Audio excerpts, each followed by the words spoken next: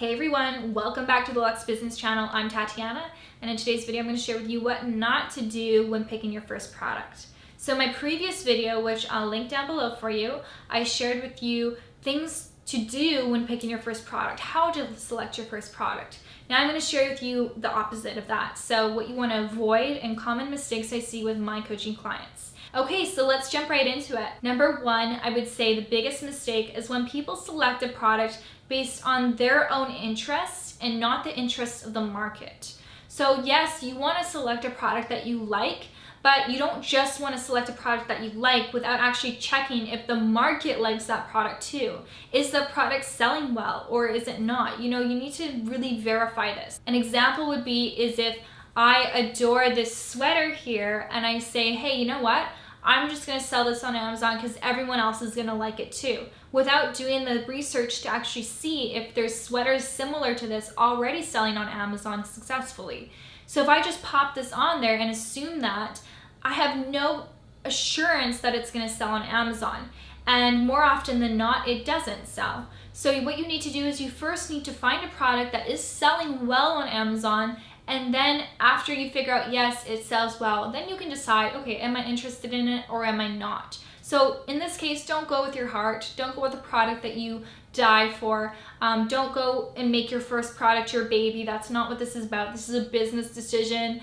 And you need to make sure that whether you agree with the market or not, you follow where the demand is. Okay, number two is you don't want to have a product that is fragile. And this is important because, obviously things get broken during shipping, especially if you're shipping by boat. If it so happens to be, then the chances of breakage are very great, and you want to make sure that you can avoid any losses in inventory because that's costs that maybe you didn't account for. So avoid things that can break, even if they arrive safely at the Amazon warehouse, but then from the Amazon warehouse to the customer, they have the potential to break. That just doesn't look good on your part. You're gonna get more returns, more upset customers, and more negative reviews. You also don't want something that's too heavy. So for your first product, definitely avoid anything, I would say above 1.5 pounds. Because if you're shipping by air, which is most common for your first inventory batch, it's going to cost you an arm and a leg. If it's 3 pounds, even 2 pounds is very heavy. So avoid that because shipping fees do add up. Don't underestimate shipping fees. Trust me, they add up, especially if you're shipping overseas. So if your inventory is in China, coming here by air, it will add up quickly. You also don't want a product that's too technical. So a product that requires, a lot of technical assistance, anything really too digital, I would avoid that because what happens is with technology always comes a lot of problems, a lot of things that can go wrong, malfunctions. If it's a camera, the camera might not work, or the speakers might not work, or the plug auxiliary cord, whatever it might be. There's so many different reasons for it to go wrong. And what happens is the customer will then return the product and write a negative review. So why go through that? Why pick a product that has the potential to cause a lot of technical difficulties when you could just very simply pick a product that is extremely basic and simple and that you are guaranteed to not have any issues like that. It just doesn't make sense for me. I think a lot of people are too much in their hearts when they're picking products like that because they say, oh, this is a fun product. I can use this product. I love this product. But you're not thinking logically because a product like this, for your first product, you don't know what to expect. You don't know everything about selling on Amazon, and it can cause too many issues for you. So an example for this might be a rechargeable battery versus a plastic plate set for kids. They might be priced exactly the same, but this one just has so much more potential for refunds and negative reviews, and this one is just so simple that there's really no reason that someone would return it. So don't make your life hectic if it doesn't have to be. You also want to avoid anything with lithium batteries, anything that's hazmat, because you're going to encounter issues with shipping because the carriers don't want to be responsible for anything that could be dangerous during the shipping process. I would also suggest not picking a product that competes with other big brands. So of course, competition is good. It shows that there's demand there. But if you're seeing that, for example, you're in the baby category and you see that almost every product on that first page is a major brand that sells at Walmart, well, there's something called the law of familiarity, and people are gonna be familiarized with those big brand names. If they've ever shopped at Walmart and they saw those products before, whether or not they know it, those product brand names are registering in their subconscious, and when they go on Amazon and they see that brand name again, they're gonna recognize it and they're gonna feel a sense of certainty. And so they're gonna actually select those products over yours, which is an unknown brand. So if there's too many big brand name products that you're competing with, I would avoid that, just because the chances of them picking your product over a big brand name are much smaller than if all of your competition was also just a seller like yourself. I would also avoid doing anything that really needs a thorough explanation. So if the product needs to be assembled in a crazy way, or needs to be put together, just anything that really requires too much of an explanation, I would avoid, because people get confused quickly and their attention span is small. So when they're on your listing and they're trying to figure out this and they're trying to figure out that, they're just going to exit out of your listing and go to the next one. Also with marketing, when you're trying to market that product, if people don't understand what it is when they first see it, they're probably going to swipe away, and they're probably not going to, they're going to lose interest more quickly. So just try and get something as basic as possible. I would also recommend not inventing something. Amazon private labeling is not about inventions. It's not really about being super innovative.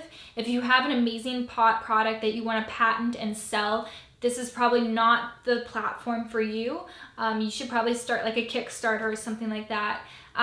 You want to make sure that whatever you're selling on Amazon has already been done before. There's successes on Amazon. You can see that other products similar to the one that you wish to sell are doing extremely well, because that's your guarantee right there. That's your guarantee that, there is demand for this product.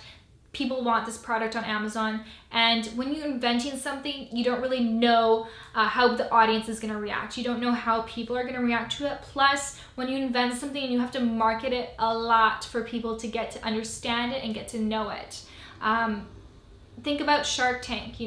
A lot of the products on there you're seeing for the first time, and you're like, that's interesting, but you're not like fully sure if you want to purchase it yourself, because there's no social proof. You don't know how it's gonna be. You haven't seen it before. You're not super sure about it. Same thing with Amazon. People like certainty. They like social proof, and if it's a product they know and trust, it's just much easier for you.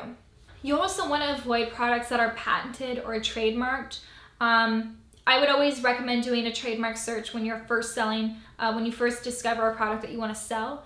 But an idea of a product that could be patented is you might find a product on Amazon that is selling extremely well, but there's not very many sellers. And that's a kind of a red flag to me. It's like, well, why hasn't anyone else discovered this? And the reason might be because that product is patented. So just make sure that you check that ahead of time. That's going to save you money in the long run. It's very easy to check this stuff, so get it done. Also, avoid anything with chemicals or ingredients that are not approved by FDA. That is self-explanatory, but it's definitely something you need to do your due diligence for, especially in the beauty category. If it's something that is applied to skin, you need to make sure that it's safe and it's not going to cause harm to your customers. Which actually brings me to my next point. I would avoid anything that comes into contact with the eyes or the skin directly for your first product. It's not like it's a bad thing, but for your first product, it's just more of a liability. I would avoid anything that could be a potential liability to yourself, especially since you might not actually be set up as a corporation, which would actually protect your personal assets in case someone did sue you. But yeah, I would avoid anything that has potential liabilities. You also want to avoid categories that are gated. So on Amazon, there are certain categories that they gate from new sellers because they want people to have more experience before they sell in them. You can get ungated in those categories, but it will require more extensive information from your suppliers, documentation. It's just a little bit more work for you, and it's not a guarantee that you do get ungated. So if you can avoid ungated categories, that might save you some time in the future. Next, I would also avoid variations.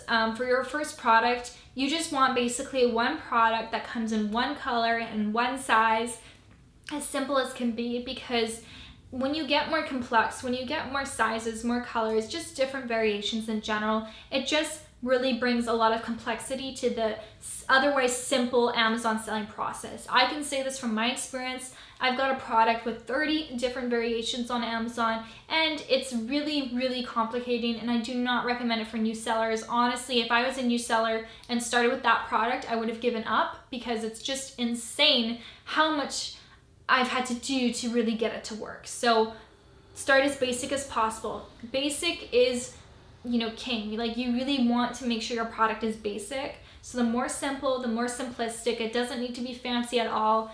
Go with that. So, these are my top things to avoid when looking for your first product. Of course, there are definitely more that I haven't accounted for into this video, but regardless, if you're serious about selling on Amazon, I recommend that you take a course.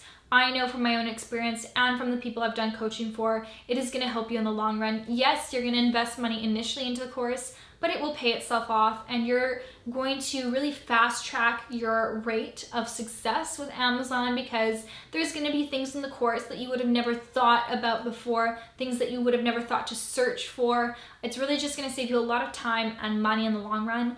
I recommend the Amazing Selling Machine. It's linked down in my description box. Yes, it's the best course that you'll find for selling on Amazon, and it comes at more of a high-end price tag, but it comes like that for a reason. And I do believe that you pay for the quality when it comes to these courses. If you need an alternative that is fairly inexpensive, I do have another recommendation for you down there as well, so click on that. If you want free training on how to source a product from China, I do have free video training also in the description box, so check that out. And I hope to see you in my next video. Don't forget to comment down below if you have any questions at all for me, or if you have any video requests for this channel. I'd be happy to do them. I'll see you later, guys. Bye.